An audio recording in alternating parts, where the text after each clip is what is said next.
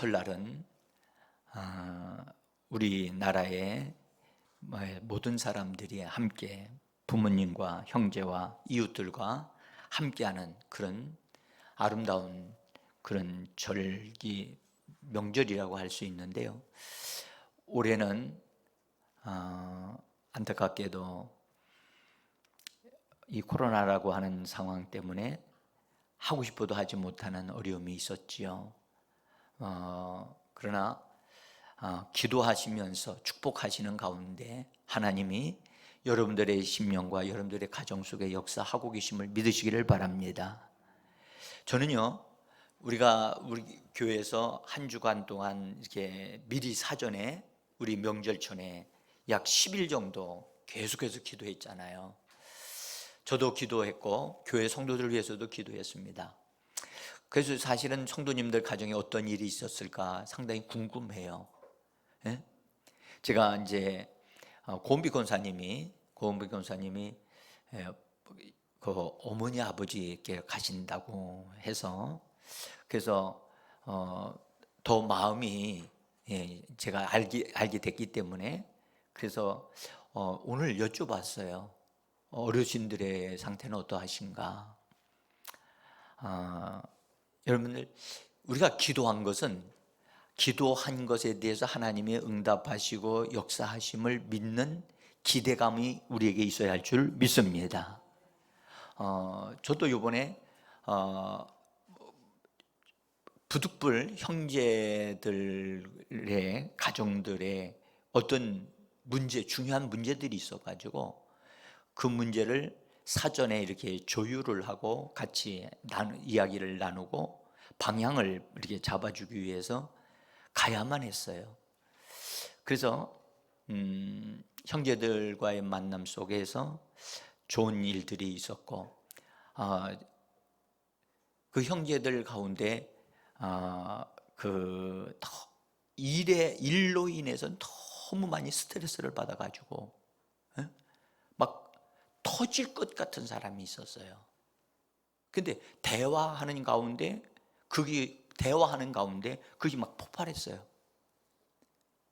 폭발을 하니까 오히려 그것을 이렇게 잘 들어주고 받아주고 격려해주고 그러니까 그 사람의 눈에서 눈물이 막 뚝뚝뚝 떨어지는데 오히려 개인적으로 만났으면 그렇게 되지를 못했을 것 같은데 그냥 자연스럽게 대화를 나누는 가운데 그렇게 되어지고 나니까 그분이 나중에 안정을 찾고 힘을 얻는 것을 볼 수가 있었어요.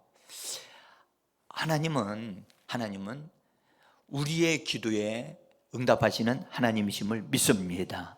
주님을 찬양합니다.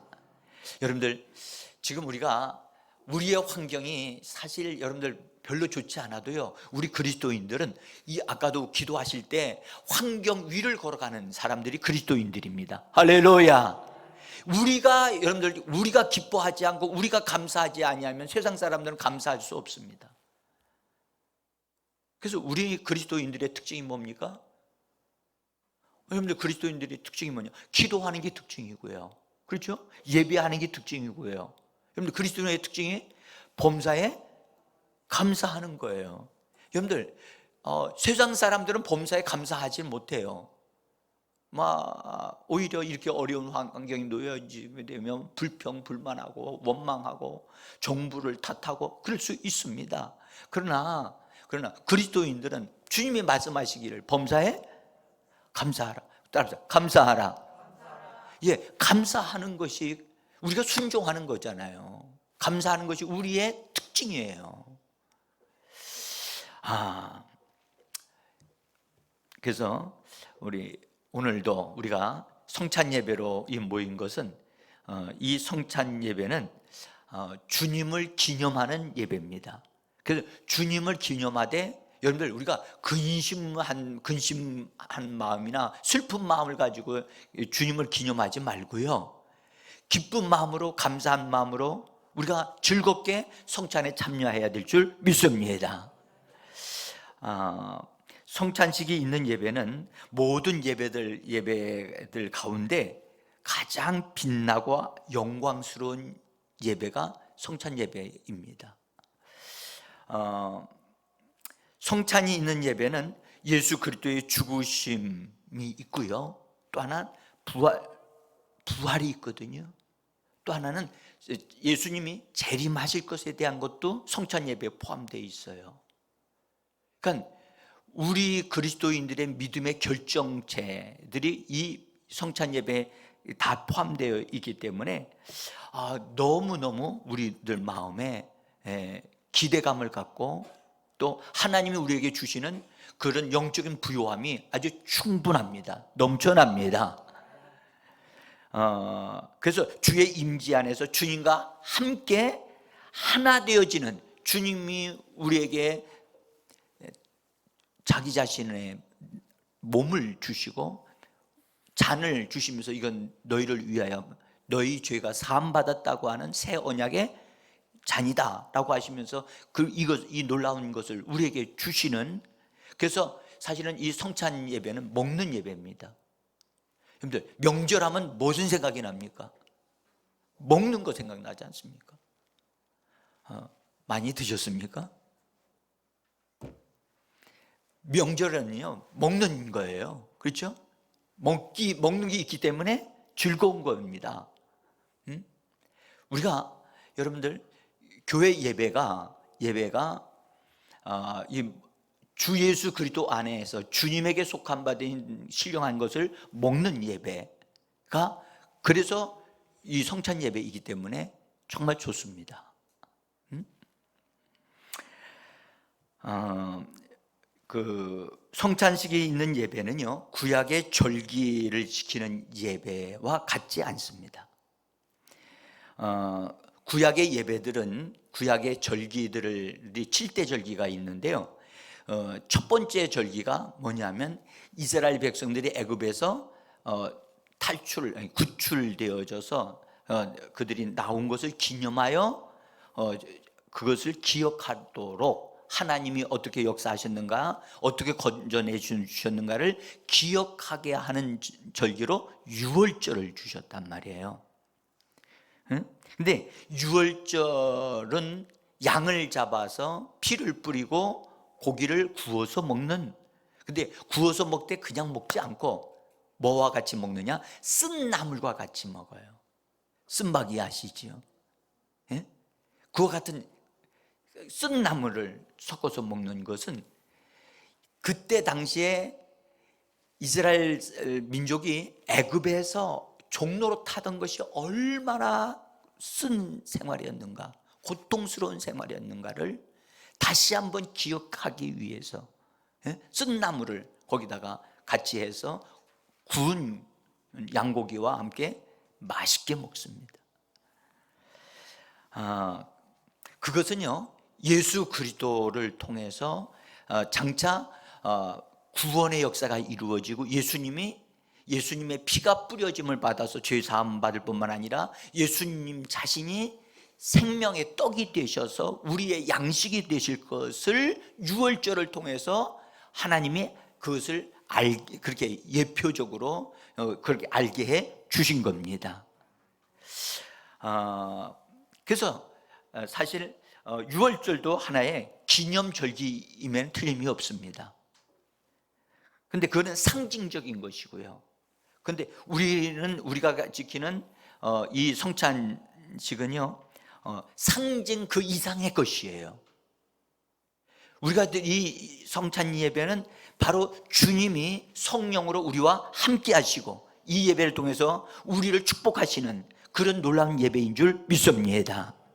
여러분들, 사실이요, 여러분들 성찬 예배 드린다 하면 다른 어떤 것도 다 내려놓고 참여할 만큼 사모할 만한 것이 성찬 예배입니다. 성찬 예배 속에 기적이 일어나고, 성찬 예배 속에 하나님의 임재가 있고, 성찬 예배 속에 하나님의 부흥이 이 예배를 통해서 우리 안에 주어지게 되어지는 것입니다. 자, 그래서 예수님께서도 유월절을 지키셨거든요. 자, 성경 한번 보십시다. 마태복음 26장 19절인데요. 한번 읽어보겠습니다. 제자들이 예수께서 시키신 대로 하여 유월절 준비를 해서 양을 미리 이렇게 잡을 양을 가족 단위로 또 어떤 단체 단위로 이렇게 양을 준비를 해요. 가족이 많으면 양을 2마리를 하고, 가족이 적으면 1마리로 해가지고 양을 잡습니다. 그래서 양을 미리 준비하는데 흠이 없어야 돼요. 흠이. 만약에 다리 한쪽을 전다든지, 귀가 하나 없다든지 그런 것은 그 유월절 양으로 쓸 수가 없어요. 온전해야 합니다. 근데 예수님이 유월절을 준비하라고 말씀하신 다음에 예수님이 실제로 유월절을 딱 하니까 이 유월절 날에 예수님이 이 유월절에 대해서 특별한 말씀을 하신 것이 있어요. 유월절은 1년마다 돌아오잖아요. 1월달 그들의 달력으로 1월달 14일 날에 그렇게 그들이 유월절을 지키는데 예수님이 이런 말씀을 하셨어요. 누가복음 22장 15절에 보면 예수님이 이 유월절은 예수님이 잡히시는 날에 그 저녁에 되어진 일인데요. 한번 같이 읽어보겠습니다. 이르시되 내가 고난을 받기 전에 너희와 함께 이 유월절 먹기를 원하고 원한. 다시 한번요. 예수님이 유월절을 뭐라고 지칭하셨어요? 이 유월절. 제가 뇌목 하나 이렇게 집어넣어 놨어요. 이 유월절. 예수님이 유월절이다 그렇게 하지 않고 이 유월절이라고 하는 지시 대명사 이를 걷다 집어넣은 이 유월절 특별화시켰어요. 그 유월절을 파스카라고 헬라어로 말합니다. 근데 그 앞에 지시대명사 투토라고 하는 단어를 썼어요. 근데 제가 거기 파스카라고 하는 단어만 써놨어요. 투토를 내가 막 컴퓨터로 작업을 하려고 했더니 컴퓨터가 뭔가가 작업을 잘 못해가지고 내가 집어넣지를 못했어요. 근데 영어 성경은 정확하게 this Passover라고 정확하게 말씀을 하고 있어요. 여러분들 이 유월절이라고 할 때 이라고 하는 이것을 특별하게 주님이 집어넣으신 이유는 그 유월절이 마지막 유월절이고 사실은 예수님이 유월절을 완성시키시는 거거든요. 그래서 예수님에게는 특별한 의미가 있어요. 예수님 자신이 유월절이고 성경 말씀하기를 유월절 어린 양이 바로 예수님이세요. 할렐루야. 그래서 침례 요한이 예수님을 보면서 예수님에게 침례를 베풀고 올라와서 예수님이 걸어가시는 걸 볼 때 요한의 눈에는 예수 사람으로 보여야 되는데 사람으로 보이지 않고 어린 양으로 보였다는 거예요. 자, 요한복음 1장 29절을 같이 읽습니다. 요한이 예수께서 자기에게 나오심을 보고 보이되 보라 세상 죄를 지고 가는 하나님의 어린 양이로다. 근데 예수님이 보이는데 어린 양으로 보이면서 그 어린 양 등에 세상 죄가 옮겨져 있는 거예요. 여러분들 참 놀라운 일 아닙니까? 여러분들 이것은 하나님이 요한이 그냥 예수님을 어린 양으로 보인 거예요. 이것을 영적으로 환상을 통해서 그렇게 보게 하신 거지요. 그래서 이렇게 외치신 거예요. 세상 죄를 지고 가는 하나님의 어린 양이다. 예수님께서 그때부터 우리의 죄를 짊어지고 가셨습니다. 그때부터 짊어지고 그 죄를 정리하시기 위해서 끝장내기 위해서 지고 가신 거예요. 그래서 예수님은 유월절을 지키시고 이 유월절이 이제 마지막이다. 예수님이 완성을 시키시니까, 예수님 자신이 유월절이시며 어린 양이시니까. 그래서 지금 그 이스라엘 백성들은 예수님이 이 유월절을 완성시키셨다는 사실을 그들은 아직도 잘 안 믿어요. 그래서 우리는 구약의 절기를 지키는 자들이 아니고요, 우리는 신약의 예수 그리스도께서 우리에게 주신 바 되어진 이런 예식을 지키는 줄 믿습니다. 그래서 유월절을 잡수시고 난 다음에 성찬식을 세우셨어요. 그래서 성찬식은 유월절의 완성이에요. 그래서 성찬에 참여하는 것은 구약의 절기들을 예수님이 다 이루어 놓으시고 우리에게 성찬식을 베풀어 주신 거거든요.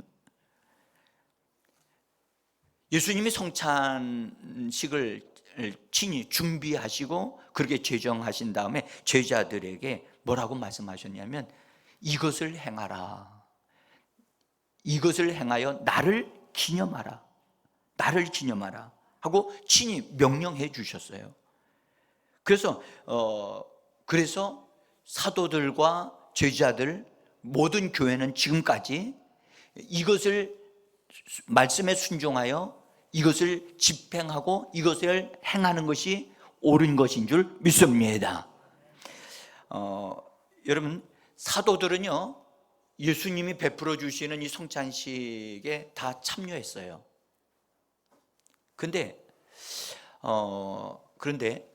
예수님이 부활하신 다음에 예수님이 직접 만났던 바울은 예수님의 사도의 맨 처음에 들어가지 못했기 때문에 이 성찬에 대해서 맨 처음에는 잘 몰랐어요. 그러다가 그가 하나님의 사람이 되어지고 누군가를 통해서 이런 얘기가 들었을 거예요, 성찬에 참여하는 걸. 근데 그가 하나님 앞에 기도하는 가운데 예수님이 그에게 나타나셔서 성찬에 대한 말씀을 다시 주셨어요. 그래서 오늘 우리가 성경을 읽은 말씀을 보면은 이 11장 23절인데요 제가 표준 세번역으로 그것을 옮겨놨습니다. 같이 한번 읽어보겠습니다. 내가 여러분에게 전해 준 것은 주님으로부터 전해 받은 것입니다. 곧 주 예수께서 잡히시던 밤에. 제가 왜 이 성경을 인용을 했느냐 하면, 우리 성경보다도 더 정확하게 과거에 이미 사도 바울이 고린도 교회 성도들에게 예수 그리스도께서 자기에게 알려주신 바 된 이 성찬식에 대해서 자기가 받아가지고 고린도 교회 성도들에게 가르쳐 줬다는 거예요. 전해줬고, 그 다음에 그 교회에 있을 때 이 바울이 성도들에게 성찬을 베풀었고 성찬식에 참여하도록 그렇게 했다는 거예요. 그래서 이런 표현이, 내가 여러분에게 전해 준 것은 주님으로부터 전해 받은 것입니다 라고 하는 단어를 보면은 과거형으로 되어 있거든요. 그러니까 받은 거예요. 바울이 직접 다시 받은 거예요. 제자들에게서 배워서 한 것이 아니고 주님으로부터 친히 다시 명령을 받아서 이방 선교를 다니면서 이방 교회를 세울 때에 직접 이것을 가르치게 하시기 위해서 바울에게 주님이 그것을 다시 말씀하신 거예요. 그러니까 예수님이 이것을 강조하시고 말씀하시는 것을 볼 때 우리가 이 성찬이 굉장히 교회에게는 중요하고 주님에게도 중요하다는 거예요. 할렐루야. 여러분, 바울이 고린도 교회에게 이 부분을 다 가르치고 실습을 시키고 성찬은 이렇게 진행되어지고 의미는 이런 것이다 라는 것을 분명하게 가르쳤어요. 가르쳤는데 바울이 고린도 교회를 떠나서 이제 다른 곳에 갔잖아요. 갔는데 고린도 교회에서 교회 생활하는 것에 대한 소식을 들으니까 성찬에 참여하는 것이, 성찬이 진행되는 게 뭔가가 잘못됐어요. 뭔가가 잘못됐어. 그래서 바울이 깜짝 놀라서 이거 바르게 잡아야 되겠다 해서 그들에게 편지를 써서 보내면서 오늘 17절에서 이렇게 말씀합니다. 자, 한번 여기 17절 읽어봅시다. 시작. 내가 명하는 이 일에 너희를 칭찬하지 아니하나니 이는 너희의 모임이 유익이 못되고 도리어 해로움이라. 그런즉 너희가 함께 모여서 주의 만찬을 먹을 수 없나니. 여러분들 보세요. 유익하게 하기 위해서 성찬에 참여하게 한 것인데, 지금 바울이 그들이 행하는 성찬의 교회 생활에 대한 것을 들으면서 이 고린도 교회가 자기가 떠난 이후로 언제부턴가 이것이 뭔가가 빗나간 거예요. 이게 뭔가 잘못되어진 거야. 그래서 너희들이 지금 모여가지고 성찬을 하는데, 예배를 드리는데 그 너희들에게 유익한 게 아니라 오히려 너희들을 해치는 것이 되어졌다 라고 말씀하시면서 너희를 칭찬할 수 없다라고. 그러면 지금 이 말씀을 받는다면 우리가 뭘 깨달았냐면 성찬식이 변질될 수 있다는 것을 우리는 알아야 돼요. 그죠? 그러니까 이 성찬식을 합당하게 하는 것이 축복인데, 합당하지 않게 사람들에게 좋은 편으로 이것이 기울어져서 잘못되어질 수 있다는 사실을 성경은 말씀하고 있는 거예요. 여러분, 그래서 우리 주님은 친히 성찬식을 제정하셨다니까요. 이건 교회가 제정한 게 아니고, 사도들이 제정한 게 아니고, 누가 제정했어요? 더 크게, 누가 제정했어요? 예수님이 하셨다니까요. 예수님이 하신 것은 하나님 아버지께서 예수님을 통해서 행하게, 그렇게 하도록 하신 겁니다. 하나님과 함께 이것을 예수님이 이렇게 하신 거거든요. 그러시면서 이것을 행하여 나를 기념하라고 명령하셨습니다. 여러분들 한번 봅시다. 기념하라고 하신 것은, 여러분들, 주님의 유익을 위함입니까? 아니면 성도들과 교회의 유익을 위함입니까? 주님에게는 부족함이 없어요. 근데 성도들이 이 성찬에 참여함으로 유익을 얻기 위하여, 그들에게 변화가 있기 위하여, 그들에게 축복이 되게 하기 위해서 이 성찬에 참여하라고 하시는 거거든요. 아멘.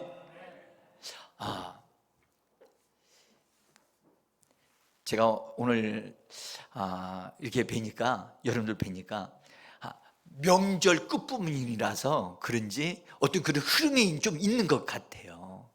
그건 육신적인 흐름이라면 우린 영적으로 힘을 얻어야만 합니다. 여러분들 교회에 와서 우리는 더 밝아져야 되고, 우리 교회 안에서 우리는 더 아름답게 찬양을 해야 되고요, 더 즐거워야 될 줄 믿습니다. 여러분들, 세상 사람들은요, 이런 명절 때가 되어지면 뭐 합니까? 가족 단위로, 상황이 이래서 못하지만 그전에는 뭐 했어요? 노래방에 가서요, 몇 시간씩 노래하고 막 춤추고 그래요. 그러면 그때 그들이 막 스트레스 푼다고 뭐 그러잖아요. 여러분들, 그리스도인들은 어디에서 스트레스를 풀어요? 예배에서 스트레스 푸는 거예요. 찬양을 외치고, 여러분들 사실은요, 우리가 너무나 점잖게 찬양 부르고 있는 거예요. 우리가요, 춤추며 찬양하고 하나님을 영화롭게 하는 우리 그런 예배가 되어져야 할 줄 믿습니다. 그래서 찬양할 때요, 여러분들 막 몸을 막 춤추면서 찬양하는 거, 그것이 정상이에요. 우리 그리스도인들이 예배에서 스트레스 풀지 아니하면 어디 가서 풀 수 있겠어요?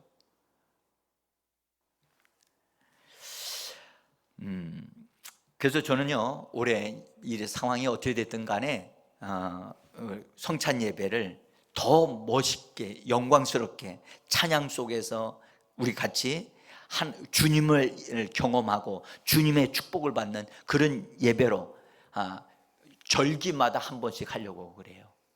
환경, 계절 변함에 따라서 너무 자주 할 수는 없어도. 그리고 여러분들, 저는 믿어요. 성찬 예배 때요, 하나님의 임하시는 것이 달라요. 그래서 아까도 예배 가운데 가장 멋있는, 가장 영광스러운 예배가 성찬 예배예요. 친히 예수님이 오실 수밖에 없고 함께 하실 수밖에 없거든요. 주님을 기념하는 건데 주인공이 빠질 수가 있어요? 여러분들, 기념하는데 주인공 빠져요? 빠지면 안 되죠. 그러니까 주님이 이런 기념하는 예배에 반드시 오시기 때문에 여러분들, 주님을 만나고자 하는 자들, 주님의 은혜를 받고자 하는 자들은 이 성찬 예배에 믿음으로 도전하고 뛰어 들어와야 될 줄 믿습니다.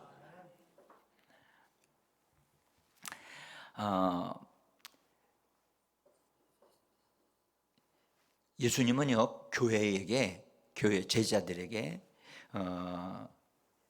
지켜야 할 거룩한 전통을 두 가지를 주셨어요. 이 전통이라고 하는 건 여러분들, 우리가 전통이라고 하니까 어떤 경우는 장로들의 유전, 장로들의 전통 뭐 그렇게 번역하기도 해서 별로 안 좋은 것 같이 생각하지만, 교회에도 이거 교회가 만드는 전통도 있지만 예수님이 우리에게 직접 주신 전통이 있어요. 자, 한번 여쭤볼게요. 여러분, 성탄절, 부활절, 사순절, 이것은 주님이 주신 겁니까? 아니면 교회가 만든 겁니까? 지금 아무 생각 없어요? 어떻습니까? 다시요. 성탄절, 부활절, 사순절, 이런 것들은 주님이 정해 주신 겁니까? 교회가 정한 겁니까? 교회가 정한 겁니다. 교회가 정한 겁니다. 그런데 성찬식하고 침례는 주님이 정하신 겁니다. 그래서 성찬식과 침례는 교회의 전통이에요. 그리고 교회가 정한 것들은 교회는 할 수도 있고 안 할 수도 있어요. 자, 이번 주 수요일서부터 어떤 일이 벌어지고 있어요? 모르시고 사순절이 시작이 돼요. 그 교회가 정한 거예요. 근데 우리 교회는 사순절, 어떤 한 해는 사순절 하는 데가 있었고, 올해 같은 경우는 그냥 사순절을 한다는 걸 알려주면서 우리는 이번 주 말고 그 다음 주에 집회가 있잖아요. 집회가 있고, 또 3월 달에 어떤 계획들이 있어가지고 그 사순절이라는 것을 계속 광고하면서 여러분들 개인적으로 사순절을 좀 예수님 안으로 좀 들어가시면서 고난받으신 예수를 더 깊이 생각하는 계기가 되어지기를 저는 원합니다. 그러나 그것도 하면서 우리 교회는 더 아름다운 것을 더 함께 하려고 준비하고 있습니다. 예수님이 세우신 이 전통은 반드시 교회는, 정상적인 교회라면 이것은 이 두 가지는 반드시 행해야만 합니다. 그리고 자, 여러분들, 그러면 한번 잘 생각해 보세요. 원수 마귀가 정상적인 교회가 제 기능을 발휘하지 못하고 빗나가도록 하기 위해서 주님이 정해주신 성찬식과 침례를 변질시킬 가능성이 있어요, 없어요? 있죠. 교회를 변질시키는 방법은 그런 것을 빗나가게 하는 거거든요. 그래서 변질되어진 게 있었어요. 여러분들, 성찬식은 여러분들 성경을 읽다 보면 성찬식의 재료가 뭘로 만들어져 있어요? 여러분들 보면 빵으로 돼 있어요. 뭐 영어 성경은 브레드라고 돼 있어요. 근데 우리는 뭘로 해요? 큰일 났네요. 이거 변질 아니에요? 이건 변질이 아니에요. 그것은 재료에 대한 문제가 아니고요. 그것은 빵으로도 할 수 있고 떡으로도 할 수 있어요. 그러나 그것이 중요한 게 아니고, 주님이 떡을 하는데 한 덩어리 떡으로 해야 되는 거예요. 덩어리가 하나여야 돼요. 예수님이 떡을 가지사 축사하신 다음에 이것은 내 몸이니라고 주셨잖아요. 몸은 여럿이에요, 하나예요? 그래서 하나의 덩어리여야 돼요. 하나의 덩어리에서 찢어서 놔야 돼요. 오늘 우리 고은비 권사님이 성찬 준비를 이제 권사님들에게 맡겨서 오늘 해주셨는데, 떡을 만들 때 하나로 만들었어요? 두 개로 만들었어요? 하나로 만들어야 돼요. 그것이 바르게 하는 거예요. 응? 그래서 하나의 떡덩어리에서 찢어서 놔야 되는 거예요. 찢어서. 그래서 본래는 예수님 당시에 이게 제정하실 때는 예수님이 하나의 덩어리를 딱 이렇게 가지셨다가 축사하신 다음에, 축사하실 때 하나님 앞에 영광을 돌리고 감사기도 하신 거죠. 그 다음에 찢어서 나눠주셨다고요. 제자들에게, 사도들에게 나눠주셨다고. 찢어졌다는 말이 무슨 말을 의미합니까? 예수님의 몸을 우리에게 영적으로 분배해 주기 위하여 자기 자신을 나누어 주시는 거거든요. 그래서 성찬에 참여하는 것은 여러분들, 주님에게 속한 신령한 영적인 은혜가 우리가 성찬에 참여함을 통해서 우리 안에 공급되어져서 영적인 것들이 우리에게 들어오는 것입니다. 그래서 먹는 것입니다. 여러분들, 성찬에 참여한 자와 참여하지 아니한 자의 영적인 상태가 같을까요? 다를까요? 다릅니다. 제가 분명히 말씀드립니다. 그래서 성찬의 예배는 빠져서는 안 돼요. 교회에서는 이것을 굉장히 중요하게 행해야 돼요. 응? 떡도 그렇지만 잔도 있잖아요. 여기 잔이라고 말씀하실 때 주님이 말씀하셨어요. 이 잔에 대해서 말씀하기를 내 피로 세운 새 언약이다 라고 하시면서 이 잔은 내 피로 세운 새 언약의 잔이라는 거예요. 언약이 담겨 있어요. 언약을 이게 참여하는 거예요. 그래서 잔도 본래 하나예요. 하나의 잔을 그때 당시에 주님이 이걸 이렇게 해주고 제자들에게 같은 하나의 잔을 그래서 나누어서 먹어야 되는 거예요. 오늘날 사람들이 위생상의 문제가 있다 해가지고 이거 하나의 잔 해가지고 다른 사람 먹은 데다가 먹을 수 없잖아요. 그래서 어떤 데는 그 사람 먹은 데를 이거 닦아주고 다시 사용하고 그렇게 해서 먹어요. 마신다고요.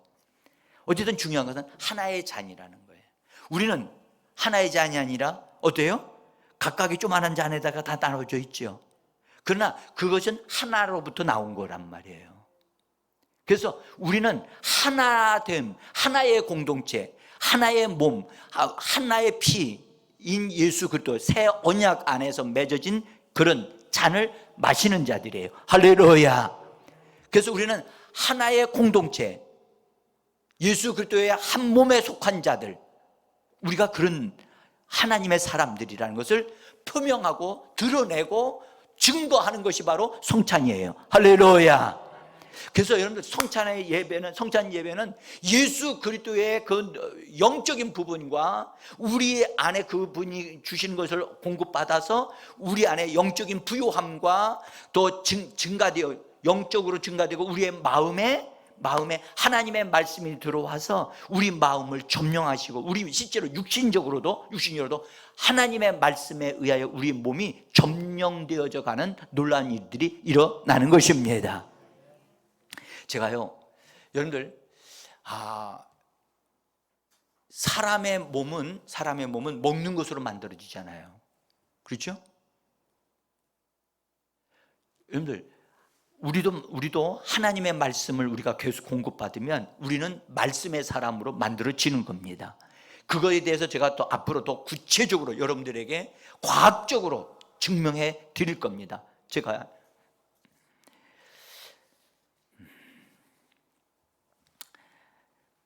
침례는 예수와 함께 죽고 예수와 함께 다시 살아남을 경험하는 거잖아요. 굉장히 중요하잖아요. 그렇죠? 여러분들, 우리가 예수 믿고 구원을 받았지만 예수 안에 들어가 예수님의 지체가 되어지는 것은 무엇을 통해서 되어지는 거죠? 침례를 통해서요.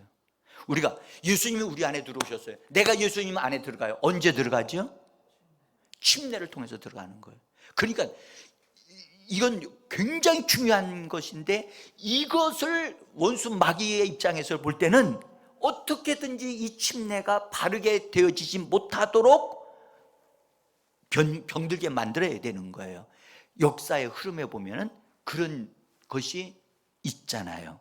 여러분들, 지금 현재 우리는 침례라고 하지만은 본래 이 침례가 되어져 나오기 전까지요, 관수례, 주수례, 적수례, 세례, 이런 것들이 이름이 계속해서 바뀌어져 내려왔어요.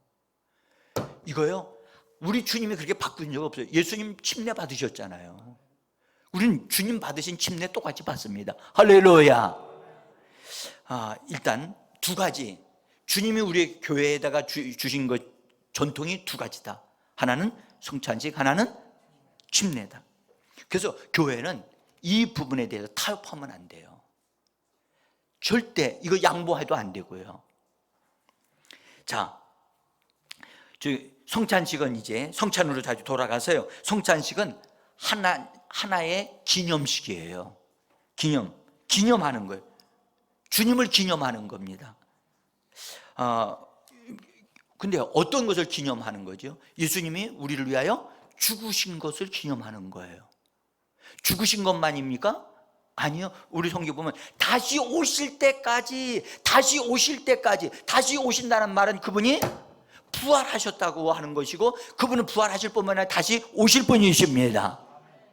그러니까 다시 오실 때까지 너희는 이 성찬식에 참여해야 된다 라고 말씀을 하시는 것으로 볼 때, 여러분들, 죽으시고 부활하시는 것, 여러분들, 죽으시는 것은 우리를 위함인데, 우리의 죄를 담당하시고 저주를 담당하시고 사망을 담당하시고, 거기에서 그 문제들을, 소극적인 모든 부분들을 끝장내기 위하여 주님이 죽으신 것입니다.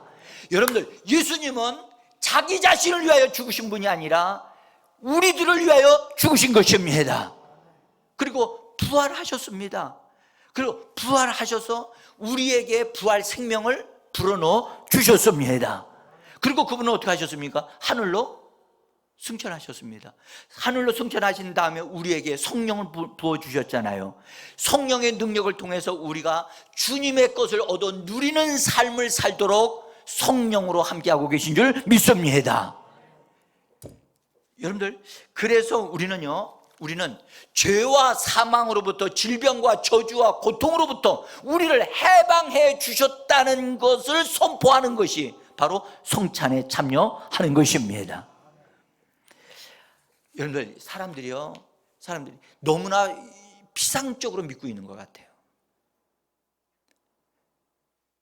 제가 지난 주간에 어떤 목사님으로부터 연락을 받았어요. 그분이 나이가 많으신 목사님인데 전화를 받았는데, 김 목사님, 교회 편안해요? 성도들 예배 잘 드려요? 예. 예는 하지만 교회 아직 예배를 못 나오는 성도들을 보니까 마음에 턱 걸려가지고 예 그렇게 했어요. 내가 그분이 이제 원로 목사님이 되셨기 때문에 그분이 그러는 거예요. 내가 큰 교회를 가봤어요. 갔더니 그 교회는 숫자가 좀 많은데 주일날 예배에 모인 성도가 30명이었다는 거예요. 목사님이 충격을 받으신 거예요. 그래서 저한테 전화를 해서 김 목사, 성도 예배로 잘 나오나? 걱정이 돼가지고.